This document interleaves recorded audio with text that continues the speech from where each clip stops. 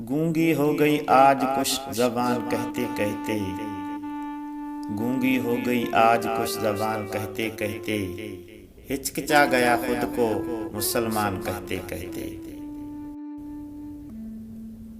ये बात नहीं कि मुझको उस पर यकीन नहीं, ये बात नहीं कि मुझको उस पर यकीन नहीं, बस डर गया हूँ खुद को साहिबे ईमान कहते कहते। तौफीक न हुई मुझको एक वक्त नमाज की, तौफीक न हुई मुझको एक वक्त नमाज की, और चुप हुआ मौज़िन आज़ान कहते कहते। किसी काफिर ने जो पूछा कौन सा महीना है, किसी काफिर ने जो पूछा कौन सा महीना है, शर्म से पानी हाथ से गिर गया रमज़ान कहते कहते। मेरी अलमारी में गिर्द से मट्टी किताब का जो बचा, मैं गिर गया ज़मीन में कुरान कहते कहते।